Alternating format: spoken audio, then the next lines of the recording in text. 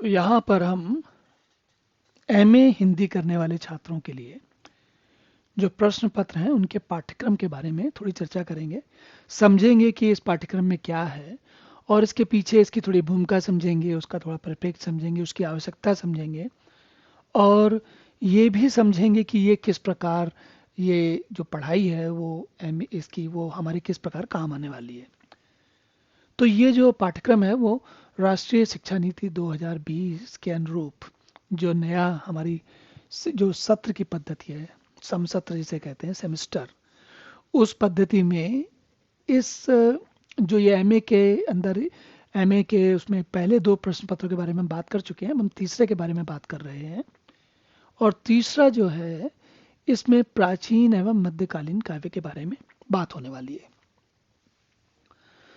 अब एक तो ध्यान देने की बात यह है कि जो ये प्राचीन और मध्यकालीन समय था उसमें जो कुछ भी साहित्य लिखा गया, सृजन हुआ उसका, वह सभी काव्य के रूप में था। हम इस बात को भली भांति जानते हैं, यह बात बीए के स्तर पर ही बता दी जाती है कि जो कुछ भी जो इतना भी गद्य साहित्य जो दिखता है हमें आज, वह मुश्किल से 250 साल पुराना है। लगभग 1850 के समय से आरंभ करके भारतेंदु हरिश्चंद्र के समय से तब गद्य की रचना आरंभ हुई। उसके पहले पद ही रचा जाता था। तो जो भी काव्य का सृजन करता था वो जो कुछ भी विचार, जो भी बात कहना चाहता था, उसको लिखने, उसको बताने के लिए वो पद्य का प्रयोग करता था। अब ये पद्य के दो कारण भी थे। बहुत पहले देखिए, जैसे ये प्राचीन काल है ना, तो प्राचीन काल का मतलब होता है 7वीं 8वीं शताब्दी के समय के बाद सबसे लेकर लगभग 1300-1400 तक, और मध्यकालीन 1300-1400 से लेकर लगभग 1850 के समय तक का। तो एक तो बात ये भी थी कि उस समय में, पुराने समय में, ये जो छापने के यंत्र नहीं होते, तो जो कुछ भी बात कहनी होती थी वो व्यक्ति काफ़ी सोचता था, विचार मंथन करने के बाद उसका पद्य, कविता या कोई श्लोक या कोई इस प्रकार का दोहा बना के उस भाषा में कहता था। और सोच कर देखिए, अगर आज कबीरदास, तुलसीदास जी या सूरदास वगैरह होते तो क्या केवल पद्य लिखते? वो भी कुछ ना कुछ गद्य लिखते। तो एक तो हमें थोड़ा ये समझना चाहिए कि ऐसी चीज़ें कौन सी चीज़ क्यों होती है। तो ये प्राचीन एवं मध्यकालीन जो काव्य है, इसमें काव्य का अर्थ है पद्य से है। और इस पद्य के काव्य में हम इन सारी चीज़ों को, 4 इकाइयाँ हैं, इन चारों इकाइयों में हम देखिए क्या क्या देखने वाले हैं। पहली इकाई में आदिकालीन काव्य, दूसरे में निर्गुण भक्ति काव्य, और तीसरे में भी निर्गुण भक्ति काव्य, चौथे में सगुण भक्ति काव्य और रीतकालीन काव्य। तो ये जो विभाजन है लगभग वैसा ही है जैसा कि बीए में होता है। अंतर क्या है कि इसमें एक एक कोई एक किसी कवि को लेकर उसके उसकी जो जितनी भी रचनाएं हैं कि उसको किसी न किसी ने संपादित करके, जैसे देखिए पहली रचना जो है विद्यापति की, रामवृक्ष बेनीपरी जी ने की है। इसी प्रकार चंद्र बरदाई की माता प्रसाद गुप्त जी ने की है। तो इस प्रकार की अलग अलग इकाइयाँ होती हैं। अब दूसरी इकाई में देखिए तो निर्गुण भक्ति काव्य, इसमें कबीर पर है। पहली, इसके पहले कि मैं आगे इकाई दूसरी पे जाऊं, पहली इकाई पे मैं वापस जाता हूं और मैं ये बताना चाहता हूं, आपको ध्यान दिलाना चाहता हूं कि विद्यापति के बारे में अगर आप पढ़ रहे हैं तो कुछ 10 पद हैं जो आपको जानने हैं। इसी प्रकार चंद्र बरदाई को पढ़ रहे हैं तो उसमें जो है कैमास वध वाला जो हिस्सा है, भाग है, उसको पढ़ना है। तो किसी भी कवि को समग्र नहीं पढ़ना, पूरा नहीं पढ़ना, लेकिन उसमें से कुछ चुने हुई चीज़ें हमें पढ़नी है। और इसी प्रकार जब हम आगे बढ़ते हैं तो कबीर के पद संख्याएं अलग अलग दी हैं और साखी संख्याएं भी अलग अलग दी हैं, दोनों 10-10 हैं। अब हम इसके बाद ये देखें, निर्गुण भक्ति काव्य है ना, तो निर्गुण भक्ति काव्य इकाई 2 में और निर्गुण भक्ति काव्य इकाई 3 में भी जायसी का, मलिक मोहम्मद जायसी का है। और इसका संपादन, जो उनके जो सामग्री है उसका संपादन आचार्य रामचंद्र शुक्ल जी ने किया है। और इसमें से नागमती वियोग खंड, उस पर हमें पढ़ना है।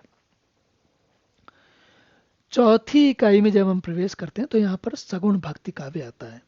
तो ये देखिए आप समय के हिसाब से ये भी चीज़ें लगाई गई हैं। कैसे? पहले आदिकालीन, फिर निर्गुण, फिर निर्गुण भक्ति, फिर निर्गुण भक्ति, फिर उसके बाद सगुण भक्ति।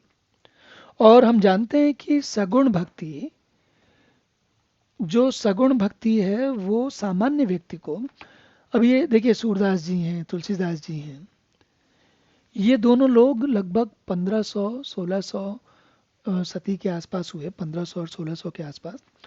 उस समय के व्यक्ति के पास मुगलों के लगातार आक्रमणों की वजह से जीवन बहुत अस्त व्यस्त था। विद्यालयों में शिक्षा, विद्यालय जैसे आज हम विद्यालय देखते हैं वैसे तो विद्यालय थे भी नहीं। जो भी पद्धति थी वो बड़ी संकुचित थी। तो ऐसे लोगों का जो, जैसे आज की भाषा में हम कहते हैं ना ऑडियंस, जो इनकी बातों को सुनने वाले लोग बाग थे, उनकी स्थिति बड़ी कमजोर थी, दयनीय थी। तो इसलिए हमारे उस समय के सारे कवियों ने बड़ी सरल भाषा में लिखा है। और लेकिन विचार तो बड़ा सूक्ष्म था, विचार सूक्ष्म था, बात भाषा सरल थी। तो उस समय के लोगों ने, मुझे लगता है कि सबसे अधिक कठिन काम किया है। साधारण लोगों को, जब आपके आसपास ऐसा ऑडियंस हो जो कि जिसके पास बहुत समृद्धि नहीं है, जिसको वैचारिक बौद्धिक रूप से समय नहीं मिल पाता पढ़ने का, ऐसे लोगों को बात कहनी है। और बात की, ये सारे के सारे लोग अपनी जगह पर एक से एक समझदार लोग हैं। और ये भी आप ध्यान दीजिए कि इनमें से कोई भी किसी विद्यालय में नहीं गया है। सब ने किसी न किसी गुरु के पास जाके, किसी एक व्यक्ति के पास या दो तीन गुरुओं के पास अलग अलग जाके सीखा है। तो उस समय गुरुकुल भले नहीं होते थे, लेकिन सीखने के लिए गुरु के अलावा कोई तरीका था नहीं। और वैसे भी एक बच्चा या एक नवयुवक आदमी, इसको कोई व्यवस्था नहीं हो तो कैसे सीखेगा? जैसे आज हम सीखते हैं तो हमारे सामने बहुत सारी सुविधाएं उपलब्ध हैं सीखने के लिए। देखिए, ये आज आपके समय की तो बात ही क्या, और आगे और भी पता नहीं क्या होने वाला है। लेकिन आज देखिए, आपको पुस्तक खरीदने तक की आवश्यकता नहीं है। आपको यहीं पर फ़ोन में, और फ़ोन तो हम समझते हैं लगभग सभी के पास होता है, वो स्मार्टफोन, उसी फ़ोन में आप सब कुछ देख सकते हैं और पढ़ सकते हैं, पूरी तैयारी कर सकते हैं। और नाना प्रकार का ज्ञान जो है इसके माध्यम से आपको मिल सकता है। तो ये सारी चीज़ें जिन लोगों का हम पढ़ रहे हैं वो खुद कभी स्कूल कॉलेज नहीं गए, लेकिन इनकी पढ़ी हुई चीज़ों को, इनकी लिखी हुई चीज़ों को पढ़कर हम मास्टर ऑफ आर्ट्स, परास्नातक बनने वाले हैं। सोचिए कितनी अचरज की बात है। तो सूरदास जी के ये जो 20 पद है, तुलसीदास जी का अयोध्या कांड है, उसमें भी दोहा संख्या 185 से अंत तक है। तो पूरी पूरी सामग्री नहीं है। अब हम सगुण भक्ति काव्य में इसके बाद इसी इकाई में रीतिकालीन काव्य पे पहुंचते हैं। और रीतिकालीन काव्य की विशेषता ये है कि सगुण भक्ति से आरंभ होता है और धीरे धीरे श्रृंगार में परिवर्तित होता जाता है। वंश, एक बार फिर से ये समझिए कि ये जो है, ये स्थिति उस समय के समाज की द्योतक है। ये वो स्थिति है, समय है, जब मुगलों का राज्य चरम सीमा पर था। और औरंगजेब के मरने के बाद मुगलों के जो मुगल शासक हुए, उनके नाम भी आपको किसी को याद नहीं रहते। लेकिन तो अव्यवस्था जो है वो चारों तरफ बहुत ज़्यादा थी। तो ऐसी स्थिति में उस समय के कवियों को जो समझ में आया वो उन्होंने रचा। इसलिए हम बिहारी, तो बिहारी के जो दोहे हैं वो श्रृंगार पे हैं और समाज के जो चरित्र पर हैं, बातों पर हैं, किसको कैसा व्यवहार करना चाहिए उस प्रकार की बातों पर हैं। तो इन सब के, जैसे बिहारी के भी 25 पद हैं और घनानंद ग्रंथावली पे 15 पद हैं। अब कभी कभी ये मन में एक प्रश्न उठता है कि भाई एमए करने में ये सब पढ़ने की जरूरत क्या है, क्यों पढ़ रहे हैं हम ये सब चीज़ें? तो इसको जानने, इसको पढ़ने का कई कारण हो सकते हैं। एक कारण ये भी है कि अगर हमें अपने पूर्वजों के बारे में जानना है, उनका जीवन कैसा था, उनकी विचार श्रृंखला कैसी थी, वो क्या सोचते थे, क्या करते थे, कैसे उन्होंने जी क्या, किन साधनों में क्या सीखा और क्या बता के गए, तो उनके माध्यम से, उनके जीवन से, उनकी उनकी उनके सीखे हुए को अगर हमें सीखना है तो सबसे बढ़िया तरीका यही है। और एमए में कई कई प्रश्न पत्र होते हैं। उनमें से एक प्रश्न पत्र ये है, यह प्रश्न पत्र हमें इतिहास के या पुराने समय के लोगों की रचनाओं से मिलाता है और फिर हमें ये दिखाता है कि देखो कैसे कैसे उन्होंने क्या क्या रचा। तो इसको जानने के बाद इन सभी सभी सभी कविताओं में, सभी पद्यों में जीवन की कोई कहीं ना कहीं सीख मिलती है।